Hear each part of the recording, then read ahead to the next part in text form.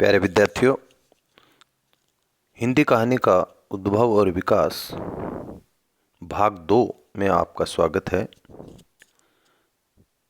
पिछले इससे पूर्व जो भाग 1 हमने पढ़ा है उसमें हिंदी कहानी का विकास और उसमें उसका पहला चरण, आरंभिक चरण जो है पूर्व प्रेमचंद युग, वो हमने पढ़ा। और आज हम प्रेमचंद युग, जिसको हिंदी कहानी में विकास युग से जाना जाता है, विकास युग के रूप में पहचाना जाता है।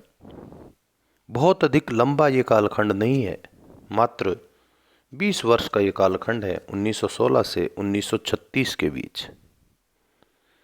इस कालखंड में देश की जो परिस्थितियां थी उसमें संघर्ष था।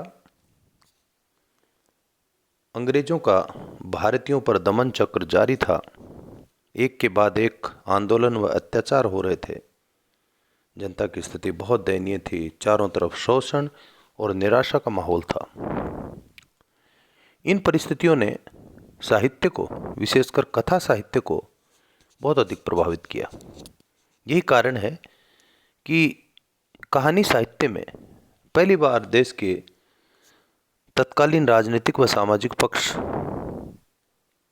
का प्रकट होना शुरू हो गया और इसका श्री गणेश किया मुंशी प्रेमचंद ने। प्रेमचंद ने अपनी कहानियों के माध्यम से पूरे युग का नेतृत्व किया तथा कहानी साहित्य में एक आदर्श प्रस्तुत किया, जिसका उस समय के सभी साहित्यकारों ने अनुकरण किया। इसलिए इस युग को प्रेमचंद युग कहा जाता है। प्रेमचंद की हिंदी में प्रकाशित पहली कहानी पंच परमेश्वर मानी जाती है, जो 1916 में प्रकाशित हुई। इनकी कहानियां उच्च कोटि में आती हैं। उन्होंने अपने प्रारंभिक चरण में ही पंच परमेश्वर, सौत, नमक का दरोगा, बड़े घर की बेटी आदि उल्लेखनीय कहानियां लिखी। इनमें जो विशेषता पाई जाती है वह ये कि तत्कालीन समाज का जीता जागता चित्र, समाज की विचारधारा, रीति रिवाज आदि को बहुत ही सुंदर रूप में उन्होंने प्रस्तुत किया। उस समय की परिस्थितियों को देखते हुए हिंदू मुस्लिम एकता को भी उन्होंने कहानियों में दर्शाया है। पंच परमेश्वर कहानी में अलगू चौधरी व जुम्मन शेख की दोस्ती इसका संकेत देती है। प्रेमचंद के आरंभिक काल की कहानियों अनावश्यक घटना विस्तार जरूर है, किंतु आगे चलकर उन्होंने इसमें सुधार कर लिया था। वज्रपात, शतरंज के खिलाड़ी, शांति, मुक्ति का मार्ग, माता का हृदय आदि ऐसी कहानियां हैं जिनके कथा संगठन बहुत सुगठित हैं। ये मध्य प्रेमचंद युग की कहानी मानी जाती है। प्रेमचंद युग में उत्कर्ष का समय 1930 और 36 के बीच का रहा। इस समय प्रेमचंद का जो कहानी लेखन के क्षेत्र में अनुभव है वह बहुत प्रौढ़ हो गया था। इसलिए उनकी प्रौढ़ता व संवेदनात्मक ज्ञान की वृद्धि उनकी कहानियों में देखी जा सकती है। घटना को मनोवैज्ञानिक ढंग से यथार्थ के रूप में प्रस्तुत करना ही प्रेमचंद की इस युग की विशेषता रही। इस समय की प्रमुख कहानियों में पूस की रात, नशा, कफन, कुसुम, मिस पद्मा प्रमुख हैं। अब यहां बात आती है कि क्या उस समय केवल मुंशी प्रेमचंद ही हिंदी में कहानियां लिख रहे थे? नहीं, ऐसा नहीं है।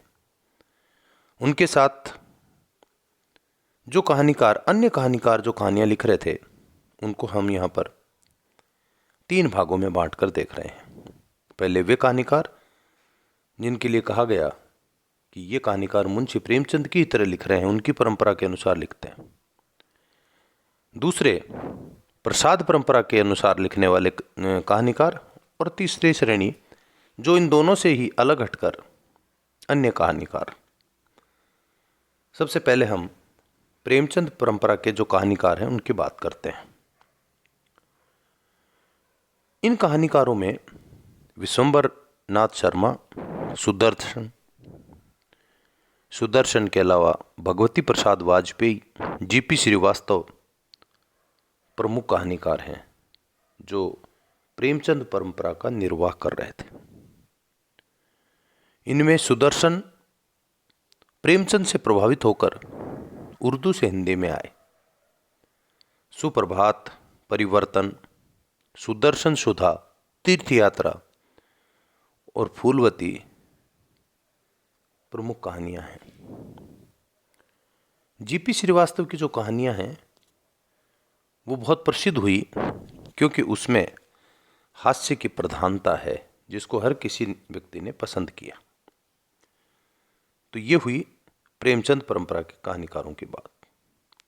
अब दूसरा प्रकार, प्रसाद परंपरा के कहानीकार। प्रसाद यानी जयशंकर प्रसाद।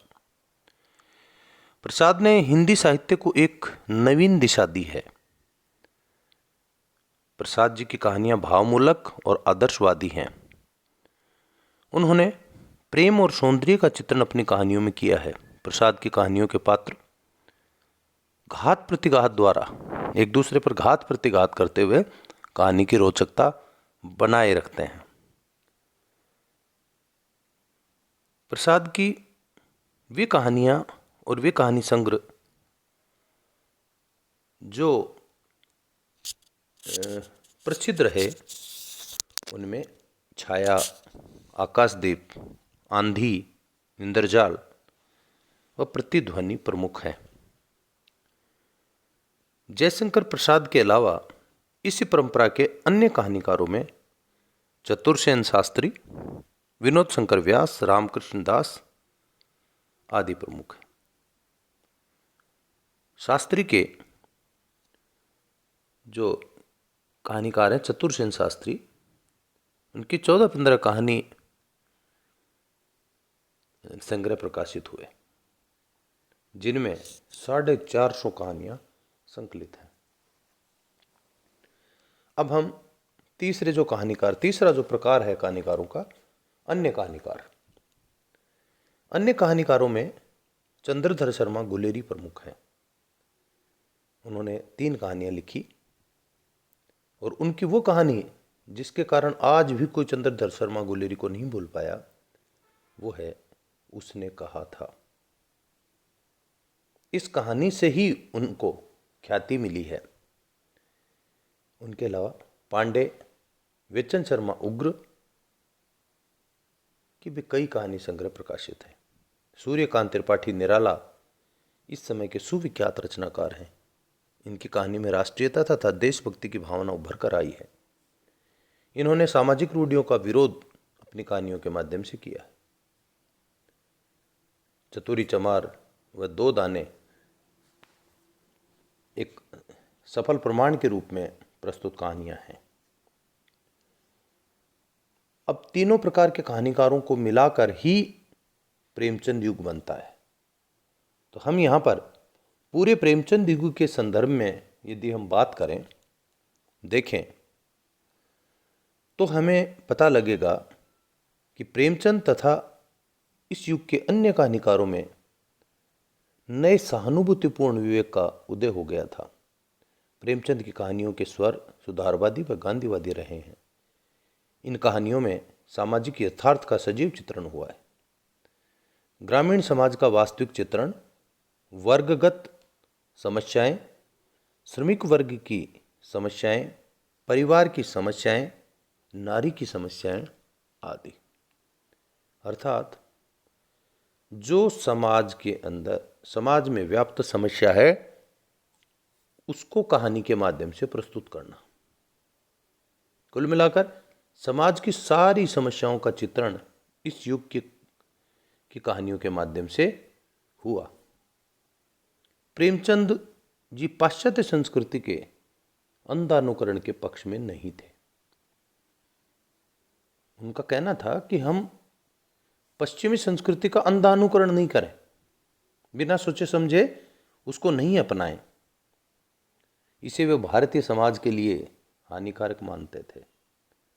सार रूप में कहा जा सकता है कि इस युग में आकर हिंदी कहानी कथावस्तु की दिशा में चरित्र प्रधान, वातावरण प्रधान, कथानक प्रधान व कार्य प्रधान रूपों में अपने आप को सुशोभित कर लेती है।